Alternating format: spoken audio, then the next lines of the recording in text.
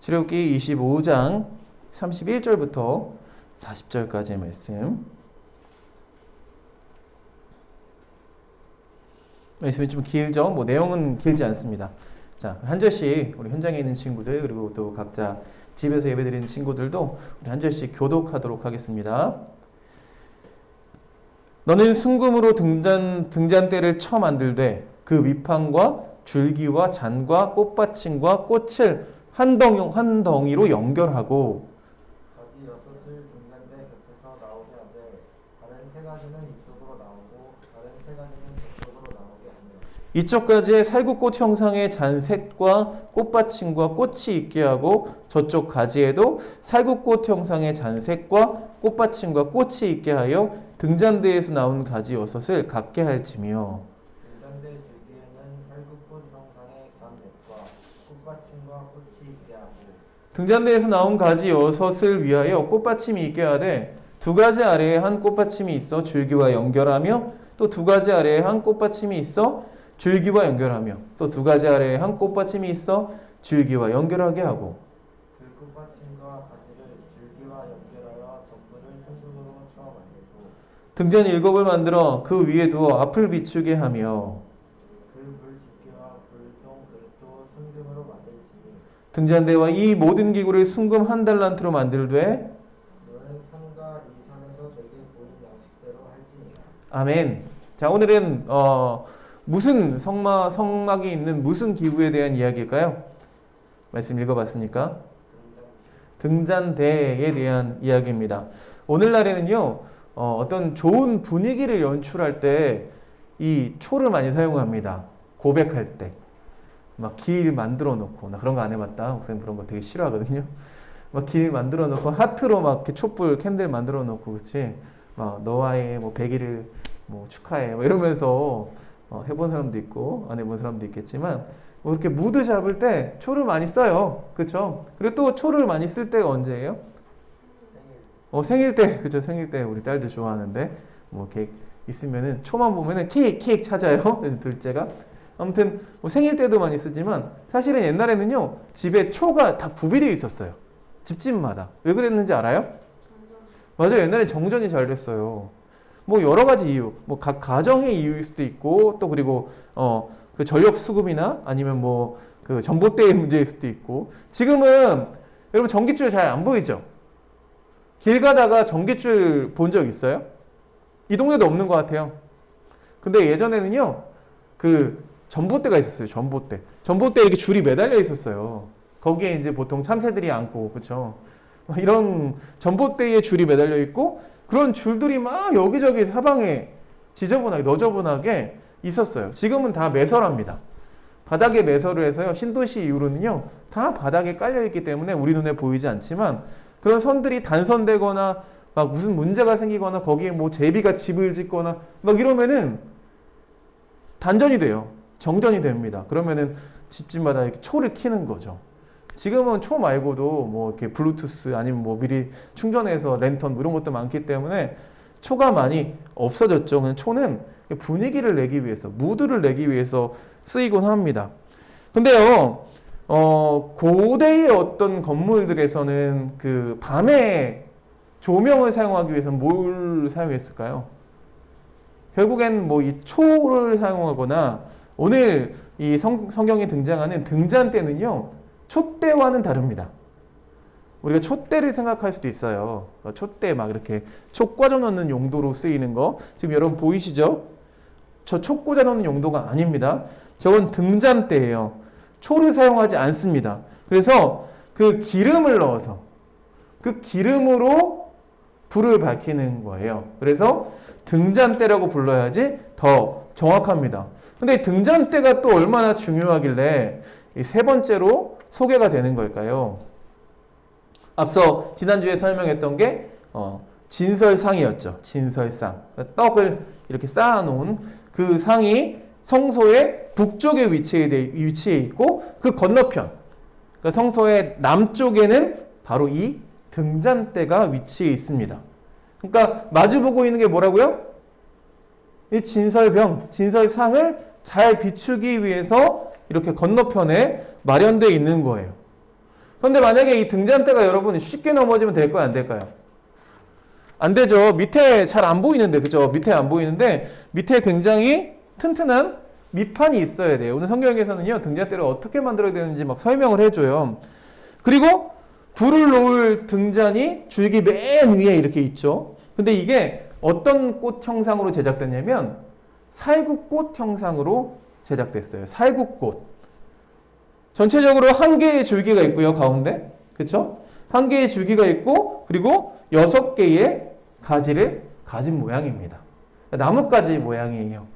나뭇가지 모양으로 설계가 됐습니다. 그리고 36절에 보니까요, 재료에 대해서 이야기를 합니다.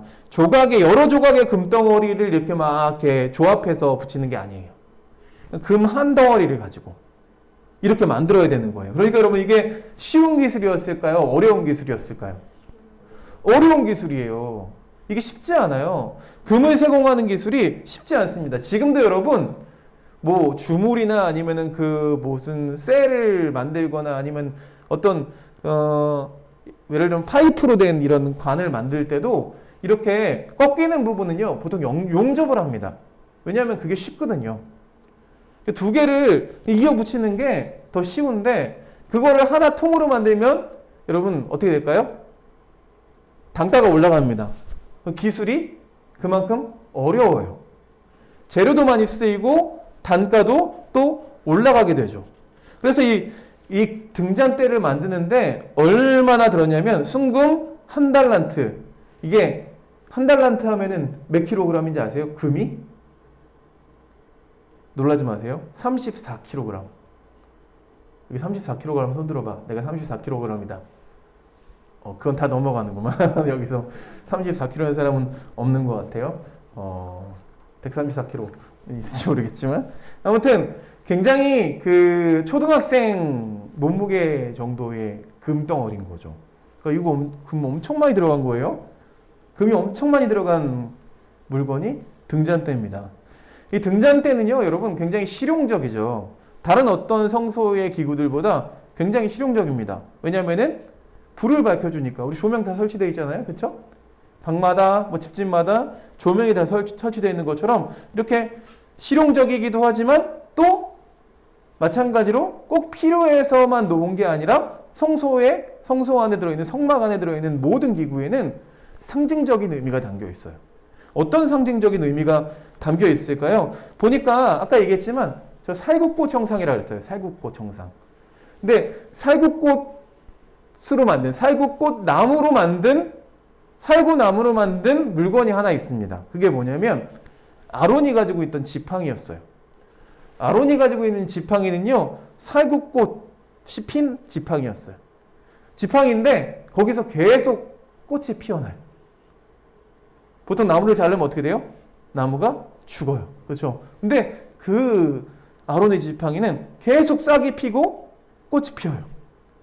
그런데 이 살구를요, 우리가 그냥 알고 있는 먹는 살구, 먹어봤죠, 살구. 살구로 생각하면 안 돼요. 여기서 살구라고 얘기하는 것은 사실은 아몬드 나무입니다. 아몬드. 아몬드랑 살구랑 좀 많이 차이가 나죠? 여러분 아몬드도 먹어봤죠? 아몬드 나무예요. 그래서 우리말로 하면 정확히 말하면 감복숭아입니다. 감복숭아.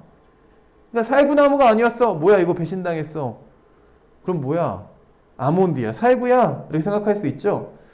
보통 사람들은요. 그래서 아몬드 나무. 원래 아몬드 나무다. 그래서 뭐 히브리어로 아몬드 나무가 샤케드라는 뜻이에요. 깨어나다 라는 뜻을 가지고 있어요. 그래서 이 중동 지역에서는 겨울에서 봄으로 넘어갈 때 가장 먼저 봄꽃을 피우는 게 이 아몬드 나무란 말이에요. 그래서 이렇게 깨어난 나무다 라는 뜻을 가지고 있기도 하고, 그래서 이걸 뭐 확대 해석합니다. 아몬드 나무에 대해서 더 많은 의미를 부여하려고 해요. 근데 아몬드 나무는요, 그렇게 중요하진 않아요. 그게 무슨 나무인지 그렇게 중요하지가 않다고요. 우리는 뭐에 집중해야 되냐면 나무에 집중해야 돼요. 앞에 있는 아몬드 빼버리고 뭐 살구 다 빼버리고 나무에 집중해야 돼요. 일단은요, 하나님이 아카시아 나무 조각목을 쓸 때도 구하기 쉬운 것이었어야 돼요. 그렇죠? 마찬가지로 아몬드 나무도 별로 의미를 가질 필요가 없는 게 아몬드가 당시에는 그 지역의 특산물이었다고요. 그 지역. 그러니까 구하기가 쉬운 재료라는 거죠. 구하기 쉬운 재료였어요. 그러니까 의미를 크게 둘 필요가 없다는 거예요. 대신 나무에 우리가 의미를 두자고 했어요. 나무 하면은 여러분 창세기 1장에 창세기 1, 2장에 등장하는 나무가 있어요. 무슨 나무예요? 무슨 나무가 나와요? 에덴 동산? 선악과, 그쵸? 선악과도 떠오르고 또 생명나무가 나옵니다. 성경에는요, 에덴 동산에는 나무들이 있었어요. 나무들이. 근데 여러분 생각해 보세요. 에덴 동산은 어떤 곳이었어요? 에덴 동산은 지금처럼 이렇게 막 성막을 만들지 않아도 하나님과 사람이 만날 수 있던 장소였어요. 그쵸? 근데 동산 중앙에 있는 나무에 과실을 선악과를 따먹고 어떻게 됐어요? 그 결과 이 에덴 동산이 문이 닫혔죠. 쫓겨났죠. 폐쇄가 됐습니다. 더 이상 사람들이 찾을 수가 없어요. 그러니까 이 생명나무, 그러니까 에덴 동산으로 하나님을 만나는 곳으로 안내하던 것이 생명나무였거든요. 생명나무의 길을 쭉 따라가다 보면 하나님과 마주할 수 있었다고요. 그런데 그 길이 막혀버린 거예요. 그런데 여러분 지금 너무 재밌는 게 이 성막의 모습 가운데 나무가 있고요. 하나님의 앞에 앉아 계세요. 뭐예요? 결국 이 에덴 동산을 하나님이 이 성막 모형으로 복원하신 거라고요. 하나님과 만날 수 있는 장소를 에덴 동산 이후에는 만나지 못했는데 하나님과 만날 수 있는 장소를 만들어 주신 거예요. 두 번째 만남의 장소를 허락하신 거예요. 그러니까 이 성막이 얼마나 중요해요. 굉장히 중요하죠. 목사님이 그랬어요. 창조의 원형을 복원한 거다라고 말씀드렸던 것처럼 이 성막은요 아주 기독교적으로 성경적으로 큰 의미를 가지고 있는 거예요. 되게 비슷해요. 에덴 동산을 건축의 테마로 삼으신 거예요. 하나님께서. 그래서 아담이 에덴 동산의 동쪽 출입구로 들어와서 생명나무의 길을 따라서 생명나무의 하나님을 만나는 곳에 이를 수 있었던 것처럼 성막도 보면은 나중에 이야기하겠지만 동쪽 출입구로만 들어올 수 있어요. 막 북쪽, 남쪽 다 문이 있다고 들어올 수 있는 게 아니에요. 동쪽으로만 들어올 수 있어요. 똑같이 에덴 동산에 들어왔던 것처럼. 그러면서 성소 안으로 들어오면 뭐가 먼저 안내해줘요? 등잔대가 안내해준다니까요. 나무 모양이 안내해주는 거예요. 비슷하죠. 굉장히 비슷하죠. 그러면 등잔대가 기능적인 역할을 하는 그 불빛은 무엇을 의미할까요? 불빛은 무엇을 의미할까요? 당시 이스라엘 백성들이 뭐 성령에 대해서 알았을까요? 우리가 막 성령의 불 하는데 성령에 대해서 알았을까요? 몰라요. 그쵸? 그러니까 그 당시에 이스라엘 백성에게는 그 불빛은 그냥 여호와 하나님으로 간주됩니다. 여호와 하나님으로 상징돼요. 그러면서 그게 얼굴을 비춥니다. 그러니까 유대인들은 이 등잔대 등불을 어떻게 이해했냐면요. 아주 재밌는 거 하나 뭐냐면 시편 67편을 보면은요. 이게 원래는 히브리어로 쓰여져 있는 거거든요. 히브리어로 이렇게 쓰면은 히브리어로 이렇게 시잖아요. 시편이. 그걸 이렇게 쓰면은요. 어떤 모양이 만들어지냐면 등잔대 모양이 만들어진대요. 되게 신기하죠? 그렇죠? 등잔대 모양이 연출이 된대요. 그러면서 거기에 뭐라고 적혀있냐면 하나님은 우리에게 은혜를 베푸사 복을 주시고 그의 얼굴빛을 우리에게 비추사. 하나님의 그 얼굴의 빛을 우리에게 비추사.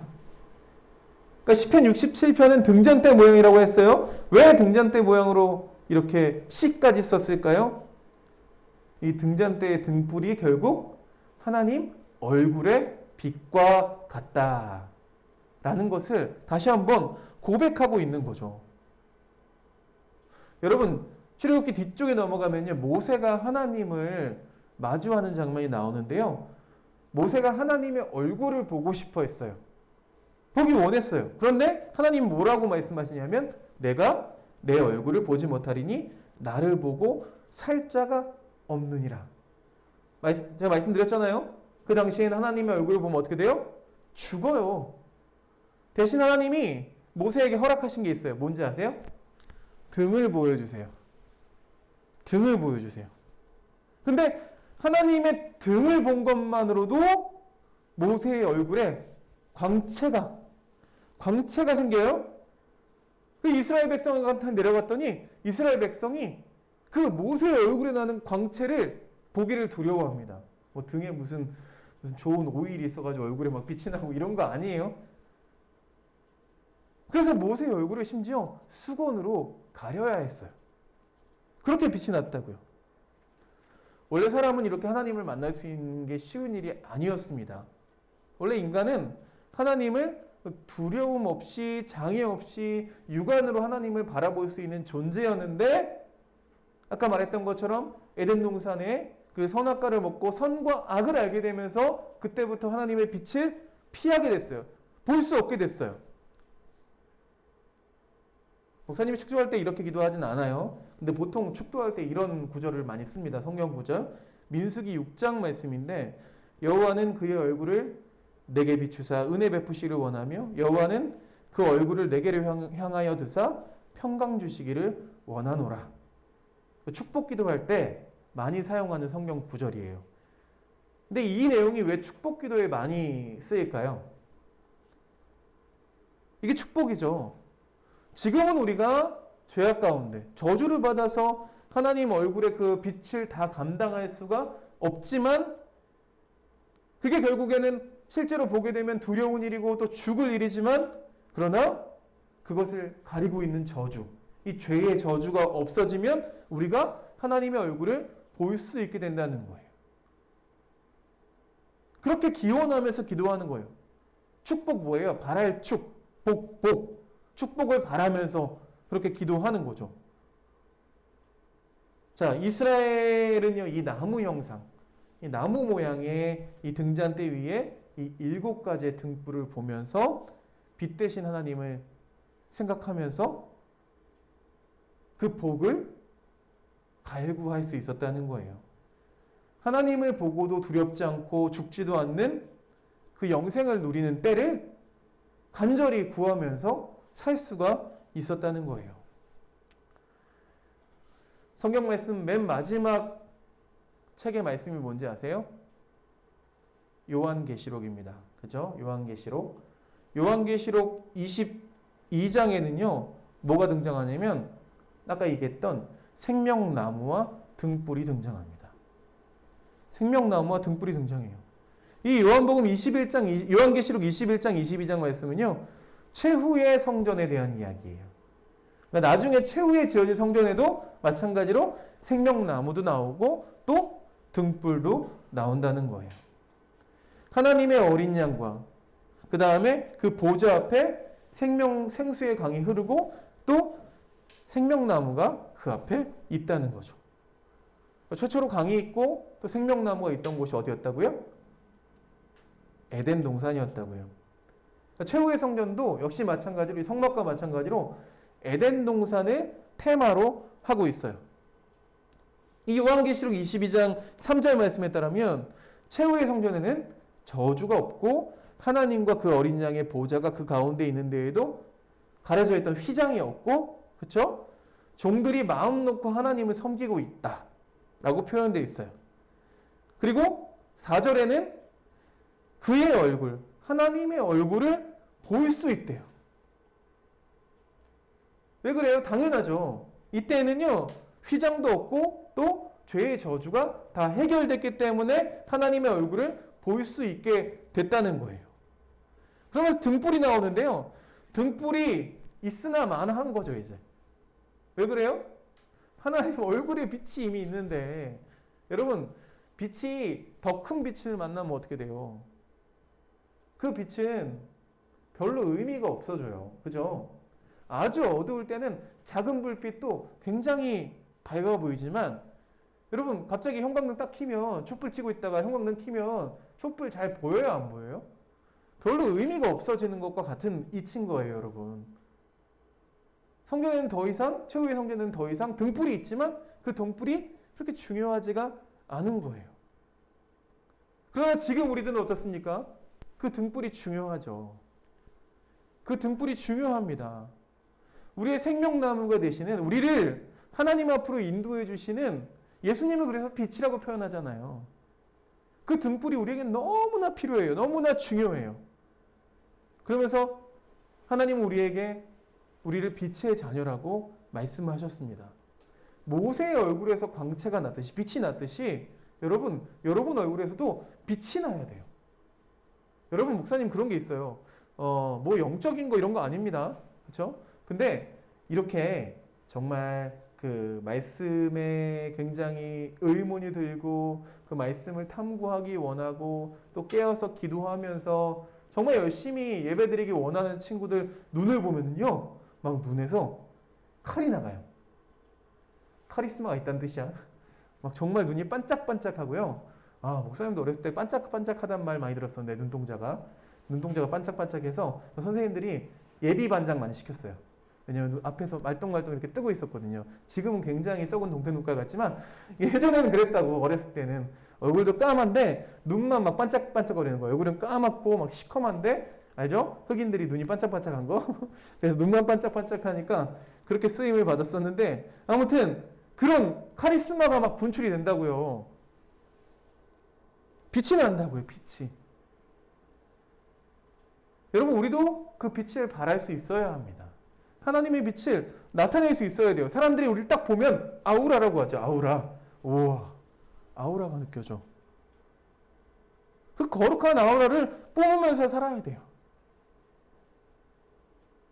물론 지금 아직 하나님을 온전히 마주할 수는 없지만 예수 그리스도라는 빛을 통해서, 그 생명나무의 길을 통해서 하나님을 만나면서 우리도 그 등이라도 바라보면서 좀 빛을 발하면서 하나님을 온전히 마주할 그날을 기다리면서 우리가 신앙생활을 하는 거예요. 요한계시록은요, 우리가 변화된 것을 상징으로 뭐라고 표현하냐면 흰 옷을 입었다라고 표현합니다. 백색의 간달프 아시죠? 여러분, 간달프가 되게 허름한 거 입고 있다가 갑자기 죽었다 다시 돌아오면서 어떻게 돼요? 죽었는 줄 알았는데 나중에 돌아오잖아요. 그때 막 백색의 하얀 순백색의 옷을 입고 딱 오는데 막 제 눈이 부셔요. 그런 것과 같은 거예요. 굉장히 성경적인 표현인 거예요. 그 영화에서. 우리가 그럴 수 있어야 돼요. 막 학교에 갔는데, 방학이 끝나고 여러분이 학교에 갔는데 여러분을 보면서 애들이 막 눈부셔하는 거죠. 알 수 없는 아우라에. 그리스도인은 그런 사람이어야 돼요. 저도 그런 사람 되기를 원합니다. 노력하겠어요. 올해 한 달이 지났죠. 이제 한 달하고 2달째 지나가고 있죠. 생각했던 것, 여러분이 다짐했던 것 얼마나 이루고 계세요? 꽝이죠. 그렇죠? 잘 안 되죠. 마찬가지예요. 그런데 아직 반전에 10달 이상이 남아있잖아요. 그렇죠? 10달 이상 동안 우리가 열심히 하나님을 만나고 하나님을 찾아서 하나님의 등이라도 바라고 발가락이라도 좀 바라보면서 그 아우라를 가질 수 있는, 그 빛을 가질 수 있는 저와 여러분들 되시기를 주님의 이름으로 축원드립니다. 자, 기도하겠습니다. 사랑의 하나님, 감사합니다. 오늘도 하나님 말씀을 들었습니다. 오늘 등잔대를 통해서 빛이신 하나님을 우리가 또 만나기 위해서 그 생명나무이신 예수 그리스도 그 길을 따라 주님 앞에 엎드립니다. 주님의 등을 바라봅니다. 주님의 머리카락을 바라봅니다. 주님의 그 발을 바라봅니다. 그러면서 우리가 우리 안에 그 빛을 발할 수 있음을 믿고 의지하며 세상을 향해 나아갑니다. 많은 사람들이 우리의 빛을 보고 주님께 돌아오는 역사가 일어나게 도와주시옵소서. 나의 이웃들에게, 나의 식구들에게, 또한 나의 친구들에게 하나님 그 빛을 전할 수 있는 우리 모두가 될 수 있도록 주님 인도해 주시옵소서. 그것이 작은 빛이라 할지라도 어두운 세상 가운데 그 작은 빛이 큰 빛처럼 여겨지는 것처럼 하나님, 우리가 그 귀한 사명 감당할 수 있는 우리 모든 친구들, 우리 공동체, 우리 교회 될 수 있도록 주님 인도하여 주시옵소서. 예수 그리스도 이름으로 기도드렸사옵나이다. 아멘.